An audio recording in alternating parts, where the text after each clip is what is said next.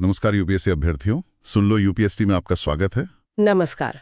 आज हम इतिहास की गहराइयों में उतर रहे हैं, एक बहुत ही महत्वपूर्ण यूनिट के साथ, यूनिट 12। हाँ, यूनिट 12 जो बात करती है उत्तर भारत में कृषि समाज और उसके स्तरीकरण की प्रकृति पर। और ये समय है लगभग 550 से 1300 सीई का। बिल्कुल, ये वो दौर है जिसे हम अक्सर पूर्व मध्यकाल कहते हैं। और देखिए, ये सिर्फ एक और चैप्टर नहीं है, ये चाबी है एक तरह से मध्यकालीन भारत की सामाजिक और आर्थिक संरचना को समझने की। सही कहा, क्योंकि जब हम सोचते हैं उस समय जमीन का मालिक कौन था, क्या वो राजा था या फिर किसान खुद, या कोई और बिचौलिया वर्ग? हाँ, और राज्य किसानों से क्या लेता था, टैक्स का सिस्टम कैसा था, समाज कैसे बटा हुआ था, जातियों में या वर्गों में या दोनों में? इन सब सवालों के जवाब न सिर्फ मेंस की समझ को गहरा करेंगे बल्कि प्रीलिम्स के लिए भी एक ठोस आधार देंगे। बिल्कुल। तो आज हम इस यूनिट की, कह सकते हैं, हर परत को खोलने की कोशिश करेंगे, हर कॉन्सेप्ट को समझने की कोशिश करेंगे। हाँ, हम देखेंगे कि कैसे भूमि अनुदानों मतलब लैंड ग्रांट्स ने समाज को बदला, कैसे अलग अलग कृषि वर्ग उभरे, छोटे किसान, बड़े किसान, जमींदार, और इसमें राज्य की मतलब स्टेट की क्या भूमिका थी।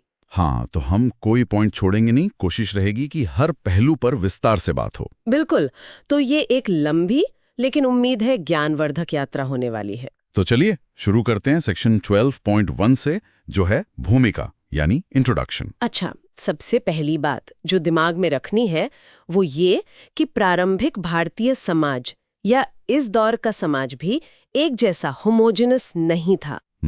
मतलब पूरे भारत में एक ही जैसा सिस्टम नहीं था? नहीं, बिल्कुल नहीं, बहुत भिन्नताएं थीं, और ये भिन्नताएं स्तरीकरण यानी स्ट्रैटिफिकेशन के मामले में साफ दिखती थीं। समाज कई परतों में बटा हुआ था। और इसका एक बड़ा आधार तो जाति व्यवस्था थी। हाँ, जाति एक महत्वपूर्ण आधार थी, लेकिन अकेली नहीं, और भी तरीके थे जिनसे समाज बटा हुआ था। और ये यूनिट खास तौर पर कृषि समाज पर केंद्रित है। जी हाँ, क्योंकि उस समय ज्यादातर लोग मतलब बड़ी आबादी कृषि या मछली पकड़ने या पशुपालन जैसे कामों से ही जुड़ी थी। तो जाहिर है भूमि यानी लैंड सबसे महत्वपूर्ण संसाधन था। बिल्कुल, और समाज में जो असमानता थी उसका मुख्य कारण भूमि और उसकी उपज मतलब प्रोड्यूस का असमान वितरण था। मतलब किसी के पास ज्यादा जमीन, किसी के पास कम, किसी के पास बिल्कुल नहीं। तो जो मुख्य विभाजन था वो किसके बीच था? मुख्य विभाजन था उत्पादकों यानी किसानों और उन लोगों के बीच जो उत्पादन पर दावा करते थे। जैसे जमींदार जो खुद खेती नहीं करते थे लेकिन दूसरों की मेहनत का हिस्सा लेते थे, या फिर खुद राज्य जो टैक्स वसूलता था। राज्य भी एक प्रमुख दावेदार था। हाँ, बहुत बड़ा दावेदार। अब सवाल उठता है कि हमें ये सब पता कैसे चलता है? स्रोत क्या है हमारे पास? हमारी जानकारी का एक बड़ा हिस्सा भूमि अनुदान शिलालेखों से आता है, लैंड ग्रांट इंस्क्रिप्शंस। अच्छा, जो राजा या सामंत वगैरह दान में जमीन देते थे, उनके रिकॉर्ड्स? हाँ, वही। ये बहुत जरूरी स्रोत है, पर इनसे पूरी तस्वीर नहीं मिलती, ये भी ध्यान रखना होगा। क्यों? इनमें क्या कमी है? एक तो ये कि ये हर इलाके के लिए बराबर संख्या में नहीं मिलते। जैसे पंजाब और मालवा जैसे क्षेत्रों के लिए ऐसे स्रोत कम हैं। तो उन इलाकों की तस्वीर थोड़ी धुंधली रह जाती है। हाँ, और दूसरी बात, इन शिलालेखों की व्याख्या को लेकर भी विद्वानों में काफी मतभेद रहे हैं। अच्छा, जैसे कि? खासकर सामंतवाद बहस, फ्यूडलिज्म डिबेट के संदर्भ में।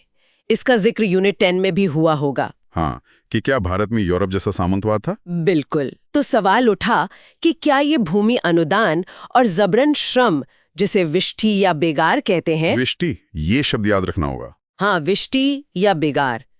तो क्या ये चीजें सामंतवाद का संकेत थीं? इस पर इतनी बहस हुई कि हरमन कुलके जैसे विद्वान ने इसे एक तरह का डेडलॉक कह दिया। डेडलॉक? मतलब बहस कहीं पहुंच ही नहीं पा रही थी? हाँ, एक तरह से। इसीलिए आर.एस. शर्मा ने 1965 में ही क्षेत्रीय अध्ययन की जरूरत पर जोर दिया। आर.एस. शर्मा जाने माने इतिहासकार। जी, उनका कहना था कि पूरे भारत को एक इकाई मानकर नतीजा निकालने की बजाय हमें अलग अलग क्षेत्रों को देखना होगा। उत्तर भारत की तस्वीर समझने के लिए क्षेत्रीय संदर्भ बहुत जरूरी है। और इस दिशा में काम हुआ भी। हाँ, बी.डी. चट्टोपाध्याय और मार्लिन नजामश जैसे विद्वानों ने क्षेत्रीय विविधता पर महत्वपूर्ण काम किया है। अच्छा, तो ये क्षेत्रीय भिन्नता वाला पॉइंट भी ध्यान में रखना है। बिल्कुल। और एक और चीज जो इस भूमिका में ही समझ लेनी चाहिए वो है जबरन श्रम का मुद्दा। विष्टि या बेगार। हाँ, आपने भी जिक्र किया था। ये क्या था एग्जैक्टली? ये राजा या उसके अधीनस्थ अधिकारियों के लिए बिना वेतन के अनिवार्य श्रम सेवा थी। मतलब लोगों को मुफ्त में काम करना पड़ता था ही। और ये इस दौर के समाज को समझने के लिए एक महत्वपूर्ण पहलू है। तो ये थी भूमिका की मोटी मोटी बातें। ठीक है। स्रोत, उनकी सीमाएं, बहसें, क्षेत्रीयता का महत्व और विष्टि, ये अब दिमाग में बैठ गया है। अब आगे बढ़ते हैं सेक्शन 12.2 पर, भूस्वामित्व यानी लैंड ओनरशिप। हाँ, ये वो बड़ा सवाल है जिसकी हम बात कर रहे थे, जमीन का असली मालिक कौन था। इस पर तो आपने कहा था इतिहासकारों में बहस है। बिल्कुल। क्या राजा मालिक था या व्यक्ति या पूरा समुदाय, मतलब गांव? अलग अलग मत है। हाँ, जैसे 7वीं सदी में चीनी यात्री हुएनसांग मतलब स्वानजांग भारत आए थे। हाँ, हर्षवर्धन के समय में। जी। उनके वृत्तांत के आधार पर यूएन घोषाल जैसे इतिहासकार ने तर्क दिया कि राज्य ही भूमि का मालिक था। पर क्या इस व्याख्या पर सवाल उठे? क्योंकि इसमें चीनी पूर्वाग्रह की संभावना देखी गई। मतलब हो सकता है हुएनसांग ने भारत की स्थिति को चीन के नजरिए से देखा और समझा हो, जहां राज्य का नियंत्रण ज्यादा होता था। अच्छा, तो और क्या मत थे? पीवी काणे, जिन्होंने धर्मशास्त्र का इतिहास लिखा, उनका मत अलग था। पीवी काणे? उनका मानना था कि हाँ, राज्य कुछ भूमि का स्वामी हो सकता है, जैसे जंगल या बंजर जमीन, लेकिन जो खेती योग्य भूमि थी, कृषि भूमि, उस पर व्यक्तियों या समूहों का स्वामित्व था। लेकिन उन्हें टैक्स तो देना पड़ता था। हाँ, उन्हें राजा को कर देना पड़ता था, और अगर वो कर नहीं चुकाते थे तो राज्य उनकी जमीन ले भी सकता था। तो ये एक तरह का कंडीशनल स्वामित्व हुआ, कह सकते हैं। इसीलिए महत्वपूर्ण बिंदु ये है कि स्वामित्व यानी स्वत्व की जो अवधारणा थी वो जटिल थी, कॉम्प्लेक्स थी। आज के एब्सोल्यूट ओनरशिप जैसा नहीं था। बिल्कुल नहीं। आज हम सोचते हैं कि जमीन का एक ही मालिक होता है, पर तब ऐसा नहीं था। एक ही जमीन के टुकड़े पर कई लोगों के या संस्थाओं के अधिकार हो सकते थे। जैसे राजा का अधिकार था टैक्स लेने का, जमींदार का अधिकार था अपना हिस्सा लेने का, और किसान का अधिकार था उस पर खेती करने और रहने का। तो कई परतें थी अधिकारों की। हाँ, मल्टी लेयर्ड राइट्स थे। शिलालेखों में कई तरह के स्वामी मिलते हैं। स्वामी? हाँ, पर अक्सर इसका मतलब होता था वो व्यक्ति या संस्था जिसके पास श्रेष्ठ अधिकार हो, मतलब ओवरराइडिंग राइट्स हो। जरूरी नहीं कि वो एकमात्र मालिक हो। अच्छा। जैसे भूमि अनुदान पाने वाले। बिल्कुल। जो अनुदान पाने वाले होते थे, ग्रांटीज, अक्सर ब्राह्मण जिन्हें अग्रहार या ब्रह्मदेय अनुदान मिलता था, या मंदिर जिन्हें देवदेय अनुदान मिलता था, उन्हें भी स्वामी कहा जाता था। पर वो मूल स्वामिन से अलग थे। हाँ, उनका स्वामित्व अनुदान से प्राप्त होता था। इसके अलावा भूमिपति, पृथ्वी का स्वामी और भूस्वामिन, भूमि का स्वामी जैसी उपाधियां भी मिलती हैं राजाओं या बड़े जमींदारों के लिए। भूमिपति और भूस्वामिन। हाँ, लेकिन ये उपाधियां भी काश्तकारों के अधिकारों को या राज्य के खुद के दावों को खत्म नहीं करती थीं। राज्य के दावे, जैसा आपने नरपति का जिक्र किया था। हाँ, नरपति यानी मनुष्यों का स्वामी। ये उपाधि दिखाती है कि राजा का अधिकार सिर्फ जमीन पर नहीं, बल्कि उस पर रहने वाले लोगों पर भी था। ये वो दिलचस्प है कि स्वामित्व का कॉन्सेप्ट कितना अलग था। एब्सोल्यूट नहीं, बल्कि शेयर्ड और लेयर्ड था। बिल्कुल। और इसी से जुड़ा है हमारा अगला सेक्शन 12.3, कृषि समाज पर राज्य के दावे। The state's claims on agrarian society। हाँ, ये भूमिपति और नरपति जैसी उपाधियां राज्य के दावों की तरफ इशारा कर रही हैं। जी। राज्य के दृष्टिकोण से देखें तो कृषि समाज को बनाए रखना बहुत जरूरी था। क्यों? ताकि राजस्व मिलता रहे, टैक्स आता रहे। अगर जमीन पर खेती नहीं होगी तो राज्य को राजस्व का नुकसान होगा। इसीलिए शायद भूमि अनुदानों के साथ भी यह उम्मीद जुड़ी होती थी कि उस जमीन पर खेती की जाएगी। बिल्कुल। अब राज्य के अधिकारों को देखें तो वो बहुत व्यापक थे। कितने व्यापक? इन्हें हम 2 हिस्सों में बांट सकते हैं। पहला, सामान्य प्रभुत्व यानी जनरल लॉर्डशिप, जिसे भूपति होने का अधिकार कह सकते हैं। भूपति, भूमि का पति या स्वामी। हाँ, इसके तहत राजा का हर तरह की उपज पर दावा था। न सिर्फ जमीन की उपज, बल्कि पानी, जैसे तालाब, नदियां, जंगल, खनिज, नमक, यहाँ तक कि जमीन के नीचे गड़ा कोई खजाना, निधि मिल जाए, उस पर भी। अरे वाह! मतलब घास, पेड़, जो कुछ भी जमीन के ऊपर या नीचे था, सब पर राजा का हक। सिद्धांत रूप में हाँ, थ्योरेटिकली कुछ भी बच नहीं सकता था। ये था सामान्य प्रभुत्व। और दूसरा क्या था? दूसरा था विशिष्ट मांगे, स्पेसिफिक डिमांड्स, जो नरपति यानी लोगों के स्वामी होने के नाते थीं। लोगों पर अधिकार। इसमें क्या आता था? इसमें कई चीजें थीं। एक तो कानूनी या शास्त्रीय अधिकार, मतलब नियमों का पालन कराना। और अगर कोई नियम तोड़े तो दंड देना, जुर्माना वसूलना। शिलालेखों में एक टर्म बार बार आता है, दंड दशा प्राप्त। दंड दशा प्राप्त, दोबारा बताएंगे? दंड दशा प्राप्त, इसका मतलब था 10 अपराधों के लिए दंड वसूलने का अधिकार। ये राज्य के न्यायिक अधिकार को दर्शाता है। इसका कोई उदाहरण है शिलालेखों में? हाँ, गुजरात के मैत्रक राजाओं के शिलालेखों में जिक्र मिलता है, जैसे कान या नाक काटने जैसे गंभीर अपराध पर 27 रूपक का जुर्माना। रूपक, ये क्या था? रूपक चांदी का सिक्का होता था, तो 27 रूपक। और अगर किसी को चोट पहुंचाई या गाली गलौज की तो 48 रूपक। 48 रूपक? हाँ, और अगर चोट ऐसी है जिससे स्थायी निशान पड़ जाए तो 50 रूपक जुर्माना। अच्छा खासा जुर्माना था ये तो। बिल्कुल, ये दिखाता है कि राज्य न्याय व्यवस्था के जरिए भी संसाधन जुटाता था। ये तो हुई एक विशिष्ट मांग। और क्या था? दूसरी महत्वपूर्ण विशिष्ट मांग थी जबरन श्रम, वही विष्टि या पीड़ा। हाँ, विष्टि। ये कई रूपों में लिया जाता था। इसे कहीं सर्वदान कहा गया तो कश्मीर में रुद्ध भारोढ़ी। रुद्ध भारोढ़ी, हाँ। कल्हण, जिन्होंने राज तरंगिणी लिखी है, हाँ, कश्मीर का इतिहास, उन्होंने कश्मीर में 13 प्रकार के जबरन श्रम का उल्लेख किया है। 13, वो भी सिर्फ कश्मीर में। हाँ। जो ज्यादातर बोझ ढोने, कैरेज लोड्स, जिन्हें खारी कहा जाता था, पर आधारित थे। और बाकी जगहों पर? असम में भी जिक्र मिलता है कि काम की प्रकृति के अनुसार तीव्र जबरन श्रम लिया जाता था। पर क्या इससे खेती का काम प्रभावित नहीं होता होगा? ये महत्वपूर्ण बात है।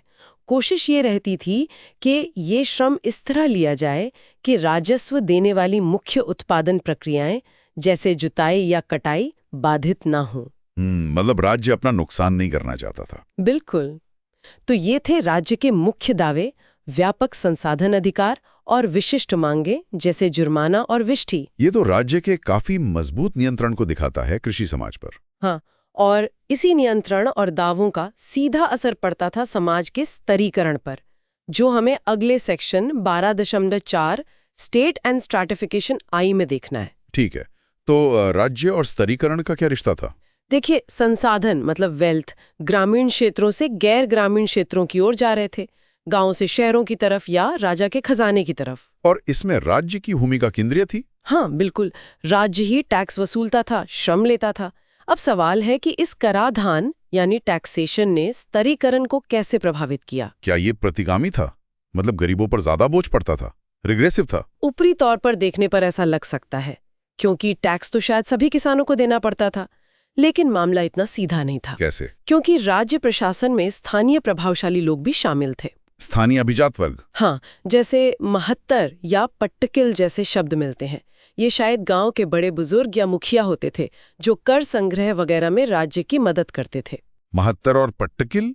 जी, इससे उनकी अपनी शक्ति भी बढ़ी, वो स्थानीय स्तर पर और प्रभावशाली हो गए। पर टैक्स सिस्टम ने मौजूदा असमानताओं को शायद और मजबूत किया? हाँ, ये संभव है। और एक और बहुत महत्वपूर्ण चीज थी कर छूट, टैक्स एग्जेम्पशंस। छूट किसे मिलती थी? मंदिरों को दान दी गई जमीन, जिन्हें देवदेह और ब्रह्मदेह कहते थे, और ब्राह्मणों को दान दी गई जमीन, जिन्हें अग्रहार कहते थे, ये अक्सर कर मुक्त होती थीं। देवदेह, ब्रह्मदेह, अग्रहार, ये सब टैक्स फ्री लैंड? ज्यादातर, हाँ। कुछ जमीनें ऐसी भी होती थीं जिन पर रियायती दर से मतलब कम रेट पर कर लगता था। इन्हें कर शासन वाली भूमि कहते थे। तो उसका नतीजा क्या हुआ? इसका नतीजा ये हुआ कि ब्राह्मणों और मंदिरों का एक संभ्रांत एलीट कर मुक्त वर्ग उभरा। रिकॉर्ड्स में ब्रह्मोत्तर और देवोत्तर जैसे शब्द मिलते हैं। ब्रह्मोत्तर और देवोत्तर? हाँ, मतलब ब्राह्मणों या देवों, मंदिरों से जुड़ी जमीनें। और ये शब्द तो आधुनिक काल तक इस्तेमाल होते रहे हैं। तो एक तरफ आम किसान टैक्स दे रहा है और दूसरी तरफ एक वर्ग टैक्स से मुक्त है। ये तो साफ तौर पर स्तरीकरण को बढ़ा रहा है। बिल्कुल। और स्तरीकरण बढ़ाने वाला एक और कारक था राज्य के अधिकारियों का गांवों में दखल। अधिकारियों का प्रवेश? हाँ, भूमि अनुदानों में एक वाक्यांश अक्सर मिलता है, अचाट भाट प्रवेश्य। अचाट भाट प्रवेश्य, इसका क्या मतलब है? इसका मतलब है कि इस अनुदान वाली भूमि में चाट और भाट प्रवेश नहीं करेंगे। चाट और भाट कौन थे? ये संभवतः पुलिस या सैन्यकर्मी थे। छोटे अधिकारी। ओडिशा के शिलालेखों में तो चाट भाट वल्लभ का भी उल्लेख है, शायद इनकी कोई प्रमुख। तो अगर अनुदान वाली जमीन में ये नहीं घुस सकते थे, इसका मतलब आम गांवों में घुसते थे। हाँ, इसका उल्टा मतलब यही निकलता है कि सामान्य गांवों में ये अधिकारी प्रवेश करते थे और शायद ग्रामीणों के लिए बड़ा बोझ थे। उनकी मांगें होती होंगी। और भी कोई सबूत है अधिकारियों की उपस्थिति का? हाँ, मत्रक और राष्ट्रकूट राजाओं के चार्टरों में राजकीय हस्त प्रक्षेपणीय जैसा वाक्यांश मिलता है। राजकीय हस्त प्रक्षेपणीय बड़ा कठिन शब्द है। हाँ, इसका मतलब है राजकीय अधिकारियों द्वारा हाथ हटाया जाना। ये भी दिखाता है कि अधिकारी गांव में मौजूद रहते थे और उनकी दखलंदाजी रहती थी। यूएन घोषाल ने इस बारे में कुछ लिखा है? हाँ, यूएन घोषाल ने बताया है कि अधिकारियों के प्रवेश का मतलब था कई तरह की मांगें। क्या क्या मांगे? जैसे रानी के लिए, राजा के पसंदीदा लोगों के लिए, किन्नरों के लिए, जासूसों के लिए कुछ न कुछ मांगना, चोरी के माल की वसूली के नाम पर कुछ लेना, हाथियों या सुअरों को भगाने के नाम पे कुछ मांगना, चोरों का पीछा करने वाले अधिकारियों के लिए इंतजाम करना। अरे बाप रे, लिस्ट तो लंबी है। हाँ, और इसके अलावा उपरिका कर, उत्खेतन कर जैसे और भी टैक्स थे। उपरिका और उत्खेतन? जी, और सिर्फ इतना ही नहीं, गांव वालों पर एक और जिम्मेदारी थी। वो क्या? आने जाने वाले अधिकारियों के भोजन और आवास का प्रबंध करना। मतलब मेजबानी भी करनी पड़ती थी? हाँ, महाभारत की एक टीका में उदाहरण मिलता है कि गांव वालों को राजा के हाथियों तक को खिलाना पड़ता था। हाथियों को? वो तो बहुत खर्चीला होता होगा। बिल्कुल, और इन सब के ऊपर विष्टि यानी जबरन श्रम का दायित्व तो था ही। तो ये तो गांव वालों के लिए बहुत भारी पड़ता होगा। निश्चित रूप से। इससे एक साफ विभाजन दिखता है। एक तरफ राज्य वर्ग, स्टेट क्लास, जिसमें राजा और उसके अधिकारी आते थे, और दूसरी तरफ आम ग्रामीण आबादी। अधिकारियों की मांगे एक बड़ा बोझ थीं। क्या इसमें कोई अपवाद थे? किसी को छूट मिलती थी? हाँ, ब्राह्मणों को अक्सर जबरन श्रम से छूट मिलती थी, जैसे कश्मीर और नेपाल की पहाड़ियों में इसके सबूत हैं। लेकिन ये भी उनकी संपत्ति और स्थिति पर निर्भर करता था। और कोई तरीका था बचने का? कुछ दायित्वों से, जैसे यात्रा या पद्धति सेवा, राजा के दर्शन के लिए जाना, शायद पैसे देकर छूट मिल सकती थी। अच्छा, अब एक और बात, क्या राज्य की अपनी जमीन भी होती थी? राजकीय भूमि? हाँ, बिल्कुल। राजकीय भूमि वो थी जो सीधे राज्य के स्वामित्व में थी। उस पर खेती कौन करता था? उसे निजी व्यक्तियों को खेती के लिए दिया जा सकता था। बंगाल से 9वीं सदी के देवी पुराण में एक उदाहरण है। क्या उदाहरण है? कि राजा किले के पास खेती करवाने के लिए पड़ोसी गांव वालों, जिन्हें खेटक कहा गया, उनका उपयोग करता था। खेटक?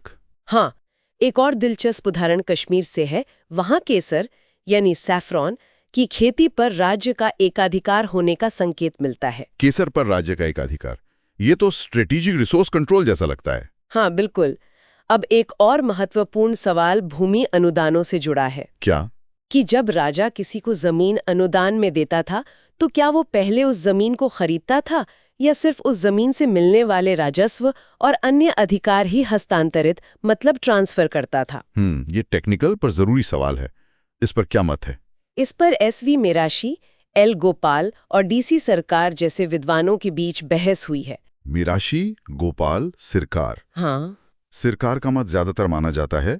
उनका कहना था कि राजा आम तौर पर जमीन खरीदता नहीं था, बल्कि उस जमीन पर जो उसके मौजूदा अधिकार थे, जैसे टैक्स लेने का अधिकार या अन्य दावे, उन्हें ही हस्तांतरित कर देता था। तो अनुदान पाने वाला एक तरह से राजा की जगह ले लेता था उन अधिकारों के मामले में। हाँ, वो उन अधिकारों का प्रयोग करने लगता था। शिलालेखों में राजा के लिए भूमिद शब्द मिलता है। भूमिद?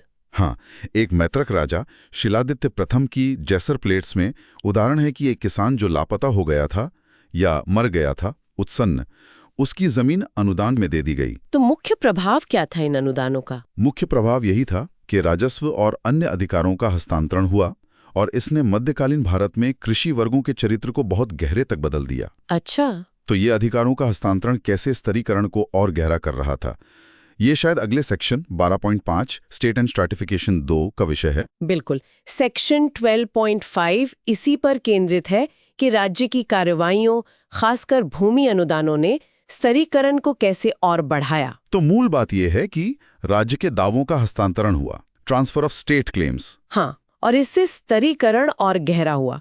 लेकिन ये समझना जरूरी है कि ये हस्तांतरण पूरे देश में एक जैसा नहीं था, यूनिफॉर्म नहीं था। मतलब हर अनुदान के रिकॉर्ड में जो हस्तांतरित दायित्वों ऑब्लिगेशंस की सूची होती थी वो अलग अलग हो सकती थी। अच्छा, क्या चीजें आमतौर पर शामिल होती थीं? कुछ आम कर थे जो अक्सर लिस्ट में होते थे, जैसे भाग जो मुख्य भू राजस्व था। भाग, हाँ।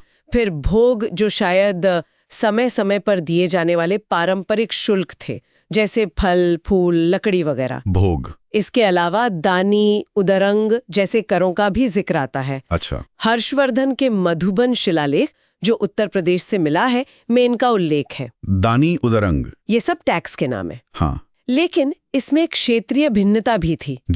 जैसे पाल और प्रतिहार राजाओं के अनुदानों में घास के मैदान, फलों के पेड़, जंगल, बंजर भूमि वगैरह का भी जिक्र होता था कि इन पर भी अधिकार ट्रांसफर हो रहा है। और दक्षिण में या पश्चिम में? राष्ट्रकूटों के अनुदानों में खास तौर पर पेड़ों की कतारों का उल्लेख मिलता है। तो इन भिन्नताओं का क्या मतलब निकाला आर एस शर्मा ने? शर्मा का मानना था कि ये भिन्नताएं दिखाती हैं कि अलग अलग क्षेत्रों और राजवंशों में राज्य की संरचना और उसके कामकाज के तरीके में अंतर था। स्टेट स्ट्रक्चर अलग था। ये तो लॉजिकल लगता है। अच्छा, असम के एक अनुदान में उत्पीड़कों की अनुपस्थिति का उल्लेख है। उत्पीड़क, ऑपरेसर्स। हाँ, ये एक दिलचस्प उल्लेख है। शायद ये उन अधिकारियों या स्थानीय दबंगों की ओर इशारा है जो किसानों का शोषण करते थे। अनुदान में यह आश्वासन दिया गया कि यहाँ ऐसे उत्पीड़क नहीं होंगे। और नन्नूल का अध्ययन क्या कहता है? नन्नूल ने 9वीं से 13वीं सदी के अनुदानों का अध्ययन किया और पाया कि हर अनुदान में दी गई लिस्ट वाकई अलग अलग होती थी। इसलिए जरूरी है कि हर अनुदान का अलग से विश्लेषण किया जाए। सिर्फ शब्दों का शाब्दिक अर्थ निकालने से काम नहीं चलेगा, आलोचनात्मक जांच करनी होगी। बिल्कुल। अच्छा, कुछ विशिष्ट करों के बारे में और जानकारी है? जैसे क्या बावड़ियों, वापी या रहट, अर्घट पर भी टैक्स लगता था? पूर्वी भारत के साक्षी तो कहते हैं कि हाँ, लगता था। वापी और अर्घट सिंचाई के साधन थे, तो शायद उन पर अलग से कर लगाया जाता था। शब्दावली की भी चुनौतियां थी, जैसे अलवर शिलालेख में मयूर शब्द। हाँ, ये एक उदाहरण है। अलवर शिलालेख में मयूर शब्द आया। एफ कीलहॉर्न ने सुझाया कि शायद ये असल में मयूत शब्द है, जिसका कोई और मतलब हो सकता है। तो शब्दों के अर्थ को लेकर भी अनिश्चितता हो सकती है। और एक आम वाक्यांश था, भोग भाग कर हिरण आदि समस्त प्रत्यय। जी हाँ, ये बहुत कॉमन है। भोग भाग कर हिरण्यादि समस्त प्रत्यय। इसका मोटा मतलब है कि भोग भाग कर हिरण्य आदि सभी आय अनुदान पाने वाले को मिलेंगी। इसमें हिरण्य क्या था? हिरण्य का मतलब था नकद कर, कैश टैक्स, सोने या चांदी के रूप में। क्या नकद करों का चलन बढ़ रहा था इस दौर में? इसके प्रमाण मिलते हैं खासकर ओडिशा, पश्चिमी भारत और बाद में बंगाल में। तो ये संभव है कि धीरे धीरे नकद करों का महत्व बढ़ रहा था, या कम से कम कुछ इलाकों में। अब एक बड़ा सवाल, क्या किसानों पर टैक्स का बोझ समय के साथ बढ़ रहा था? Increasing burden. ये भी एक बहस का मुद्दा है। कुछ इतिहासकार ऐसा मानते हैं। क्यों? क्या सबूत हैं इसके? एक तो ये कि बाद के समय के शिलालेखों में अक्सर ज्यादा करों की सूची मिलती है, लेकिन इसका एक कारण ये भी हो सकता है कि रिकॉर्ड रखने का तरीका बेहतर हो गया हो। हाँ, ये भी हो सकता है कि पहले भी वो टैक्स लगते हों पर लिखे न जाते हों। बिल्कुल, लेकिन कुछ विद्वान जैसे डी.डी. कोसाम्बी और आर.एस. शर्मा मानते हैं कि बोझ वास्तव में बढ़ा था। इसके पक्ष में क्या तर्क दिए जाते हैं? कुछ उदाहरण हैं, जैसे मिताक्षरा जो याज्ञवल्क्य स्मृति पर विज्ञानेश्वर की टीका है, उसमें कहा गया है कि राजा जरूरत पड़ने पर कर बढ़ा सकता है। मिताक्षरा। चालुक्य शिलालेखों में नवनिधान का उल्लेख है, जिसका मतलब शायद अतिरिक्त कर या नया खजाना हो सकता है। नवनिधान। गुजरात के राजा अजयपाल की एक कहानी है कि उसने कर बढ़ाने के लिए गुप्त जानकारी का इस्तेमाल किया। विष्णु पुराण में राजा बलि के प्रसंग का इस्तेमाल टैक्स को सही ठहराने के लिए किया गया। और कश्मीर के राजा हर्ष का उदाहरण भी दिया जाता है शायद। हाँ, कल्हण बताते हैं कि कश्मीर के राजा हर्ष 11वीं सदी ने मंदिरों की संपत्ति तक जब्त कर ली थी और बहुत भारी कर लगाए थे। उसे तो तुर्क तक कहा गया। लेकिन क्या ये उदाहरण निर्णायक हैं? क्या ये पूरे उत्तर भारत पर लागू होते हैं? नहीं, यही सावधानी बरतने की जरूरत है। ये उदाहरण जरूर हैं, लेकिन ये सार्वभौमिक रूप से बढ़ते बोझ का निर्णायक प्रमाण नहीं माने जा सकते। हो सकता है ये विशेष परिस्थितियां हों। ठीक है, अब वापस अनुदानों पर आते हैं। इन अनुदानों ने दान पाने वालों को क्या शक्तियां दी? बहुत महत्वपूर्ण शक्तियां। उन्हें किसानों पर अधिकार दिए। अनुदान पत्रों में अक्सर लिखा होता था पुत्र पौत्र अन्वयोपभोग्य। पुत्र पौत्र अन्वयोपभोग्य, इसका मतलब ये अनुदान पुत्र पौत्र और आगे के वंशजों द्वारा उपभोग किया जाएगा। ये स्थायी अधिकार देता था। और उन्हें अतिरिक्त आय के स्रोत भी मिले। हाँ, उन्हें परती पड़ी जमीन, जिसे नेहद्दा कहा गया, से होने वाली आय मिल सकती थी, या भविष्य में होने वाली संभावित आय निबद्धा पर भी उनका अधिकार हो सकता था। नेहद्दा और निबद्धा। जी, पंजीकृत निबद्धा बनाम अपंजीकृत अनिबद्धा भूमि का भी कॉन्सेप्ट था। जमीन का सर्वेक्षण और मूल्यांकन दृष्ट भी होता था। ये जो अतिरिक्त आय के स्रोत थे, इनसे भी अप्रत्यक्ष रूप से किसानों पर बोझ बढ़ा ही होगा। और समुदाय के अधिकारों का क्या हुआ? ये एक बड़ा नकारात्मक प्रभाव था। अनुदानों ने अक्सर चारागाहों, जंगलों, मछली पकड़ने के तालाबों आदि पर भी अधिकार दान पाने वाले को दे दिए। पर ये तो पहले पूरे गांव के साझा संसाधन होते थे। हाँ, ये समुदाय के संसाधन थे, लेकिन अनुदान के बाद ये दान पाने वाले की निजी संपत्ति जैसे बन गए। इससे आम ग्रामीणों के संसाधन आधार में कमी आई। तो अनुदानों से कई बड़े बदलाव आए। टैक्स सिस्टम बदला, दान पाने वालों को शक्ति मिली, समुदाय के अधिकार कम हुए। हाँ, और दो और महत्वपूर्ण बदलावों का जिक्र करना जरूरी है। क्या? एक तो विष्टि यानी जबरन श्रम का अधिकार भी अक्सर दान पाने वाले को मिल जाता था। परमार, चालुक्य, चाहमान राजाओं के रिकॉर्ड्स में इसका उल्लेख है। मतलब अब किसान को राजा के साथ साथ इस नए स्वामी के लिए भी बेगार करनी पड़ती थी। हाँ, ये संभव है। हालांकि ये ध्यान रखना दिलचस्प है कि गदग शिलालेख, जो चालुक्यों का है, में विष्टि का उल्लेख नहीं है, पर उनके अन्य अनुदानों में है। तो शायद इसमें भी भिन्नता थी। और दूसरा बड़ा बदलाव वो था किसानों और अन्य निवासियों की गतिहीनता का बढ़ना, इमोबिलिटी। मतलब उन्हें गांव छोड़ने की इजाजत नहीं थी। हाँ, कुछ अनुदानों ने स्पष्ट रूप से निवासियों को और कभी-कभी कारीगरों और व्यापारियों को भी भूमि से बांध दिया। उन्हें कहीं और जाने की स्वतंत्रता से वंचित कर दिया गया। क्या ये शुरू से था? नहीं, ऐसा लगता है कि प्रारंभिक अनुदानों में ये शर्त नहीं होती थी। बंगाल के उदाहरण से पता चलता है कि ये प्रथा शायद 12वीं सदी से ज्यादा फैली। ये तो बहुत गंभीर बात है, किसानों को जमीन के साथ ही बांध देना। हाँ, और इसी जटिलता के कारण कुछ विद्वान इस पूरे पैटर्न पर सवाल उठाते हैं। क्या सवाल? कि क्या यह अनुदान सिर्फ राजस्व अनुदान थे या इनमें नियंत्रण और स्वामित्व का हस्तांतरण भी शामिल था?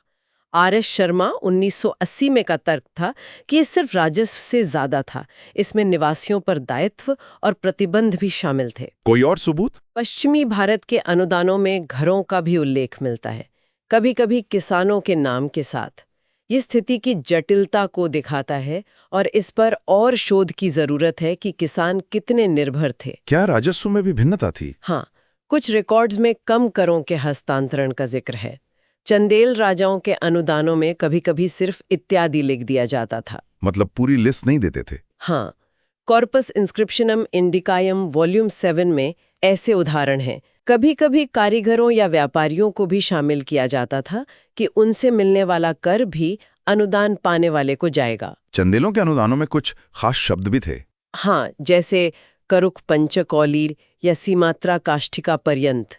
इनके सटीक अर्थ पर बहस है, पर ये स्थानीय करों या अधिकारों की ओर इशारा करते हैं। और दान पाने वालों को जुर्माने से भी आय होती थी। हाँ, दंड दाय का जिक्र मिलता है, यानी जुर्माना वसूलने का अधिकार। और उचित अनुचित उगाही का भी अधिकार मिल जाता था। मतलब पारंपरिक रूप से जो लिया जाता था, चाहे वो नियम में हो या ना हो। तो दान पाने वाला काफी शक्तिशाली हो जाता था। बिल्कुल। लेकिन एक बात और, आमतौर पर निवासियों को उनकी जमीन से हटाया नहीं जा सकता था जब तक वो टैक्स देते रहे। अच्छा। गैर पारंपरिक कराधान, मतलब एकदम नए टैक्स लगाना, शायद अपवाद था।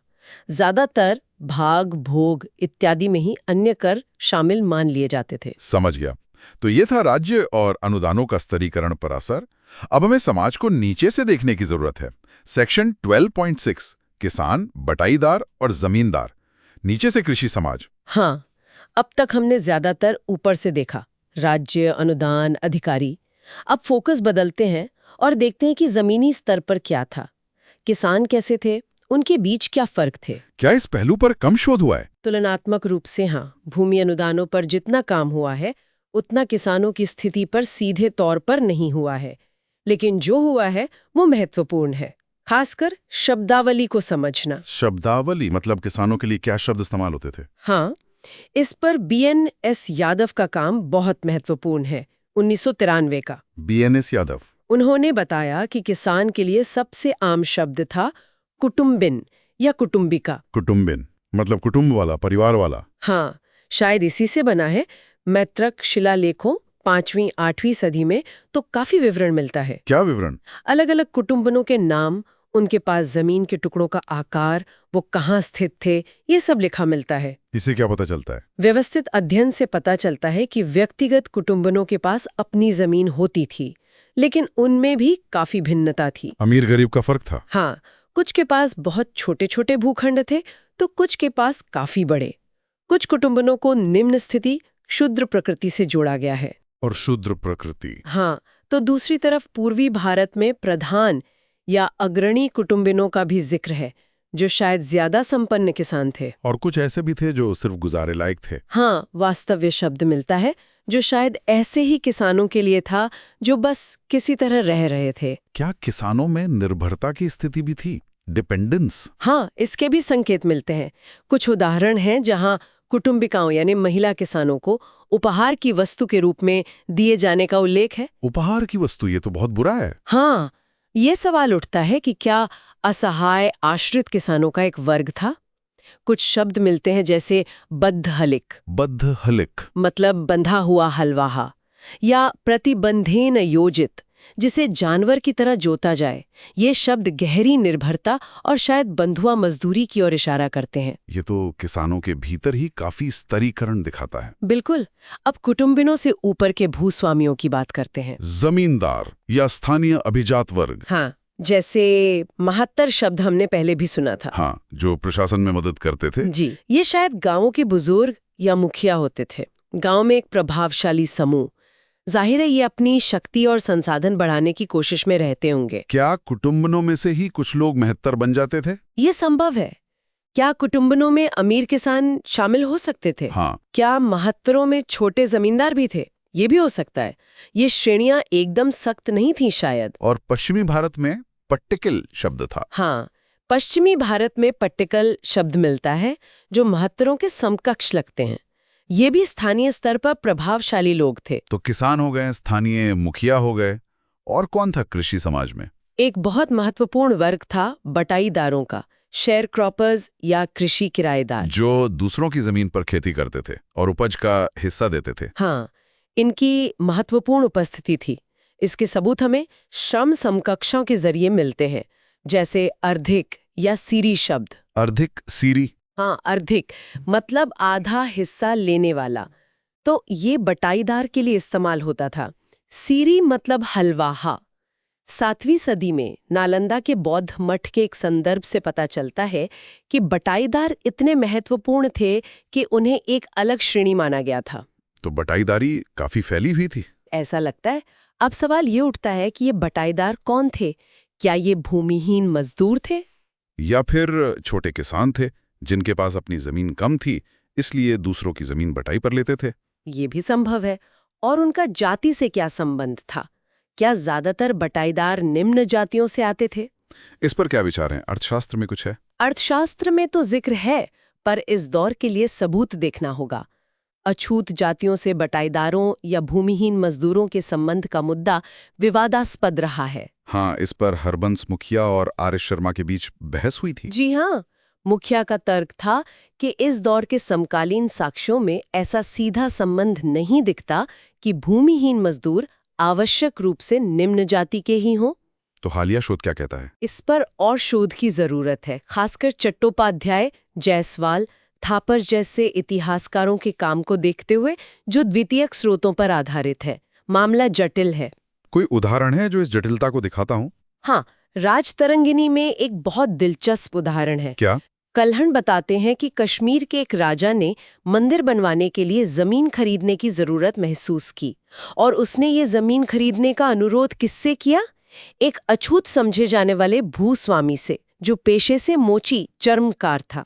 एक अछूत भूस्वामी? हाँ, ये उदाहरण दिखाता है कि तथाकथित निम्न जातियां भी जमीन की मालिक हो सकती थी।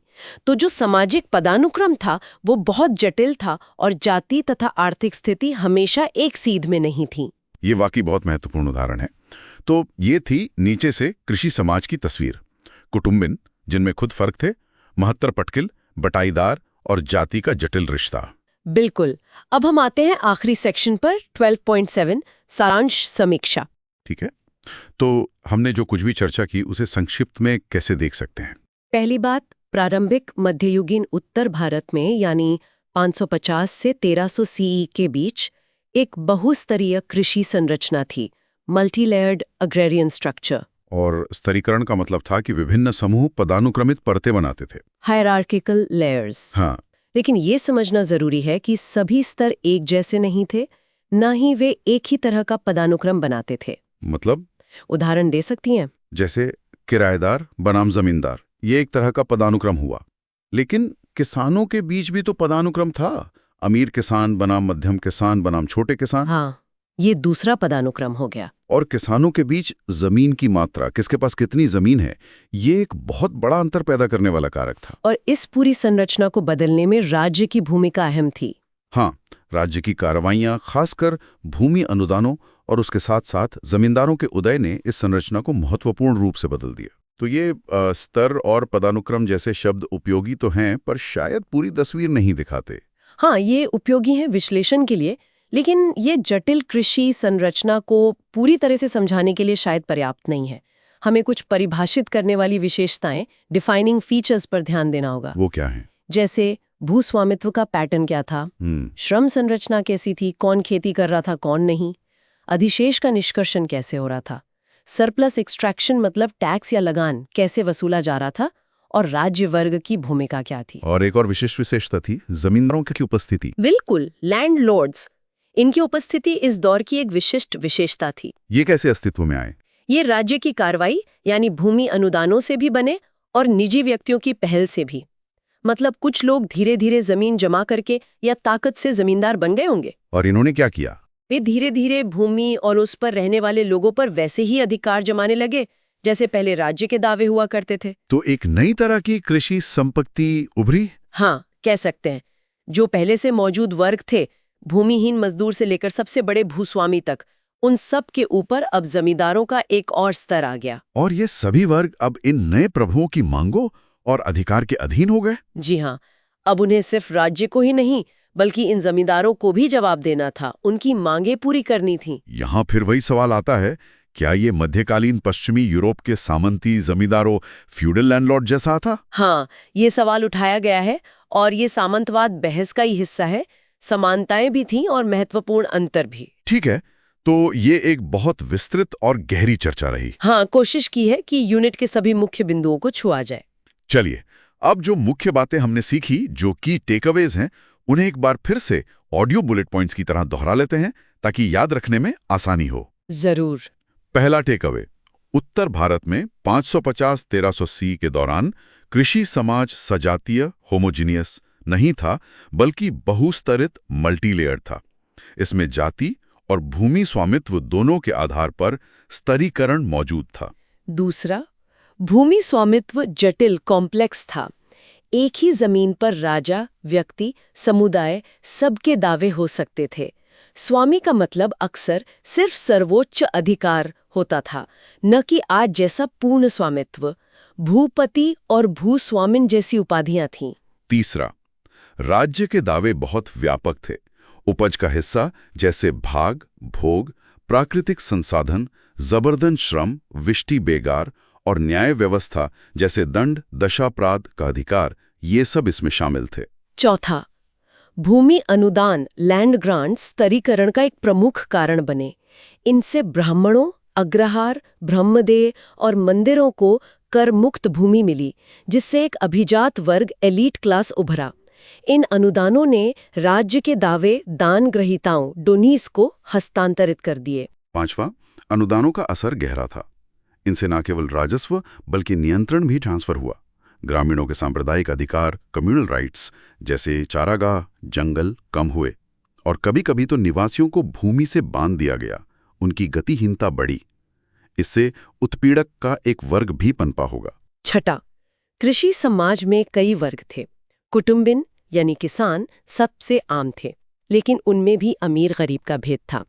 बटाईदार और खेतीहर मजदूर भी बड़ी संख्या में थे।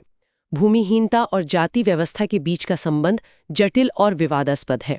माहत्तर और पट्टकिला जैसे स्थानीय अभिजात वर्ग भी थे। और सातवां टेकअवे, अनुदानों और व्यक्तिगत पहल से एक जमींदार वर्ग का उदय हुआ, जिसने पहले से मौजूद कृषि वर्गों पर अपने अधिकार जमाए।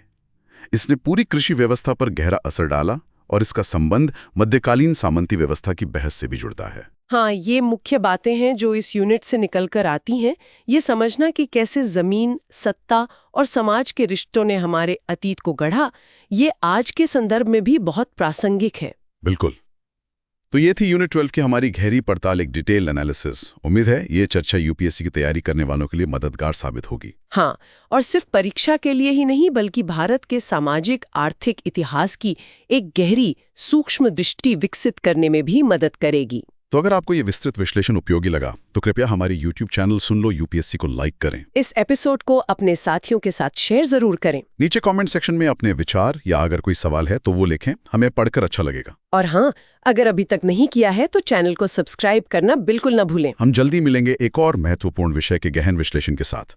अब जाते जाते एक सवाल आपके सोचने के लिए छोड़ जाते हैं, जिसका जिक्र अभी हुआ भी था। हाँ, कि क्या इस दौर में उत्तर भारत में उभरे जमींदार वर्ग और मध्यकालीन यूरोप के सामंती प्रभुओं फ्यूडल लॉर्ड्स में वाकई कोई ठोस समानता थी या अंतर ज्यादा महत्वपूर्ण थे? इस पर विचार कीजिएगा, अपने नोट्स बनाइएगा, इस एपिसोड को चाहें तो दोबारा सुनिएगा, पढ़ते रहिए, आगे बढ़ते रहिए। जय हिंद। जय हिंद।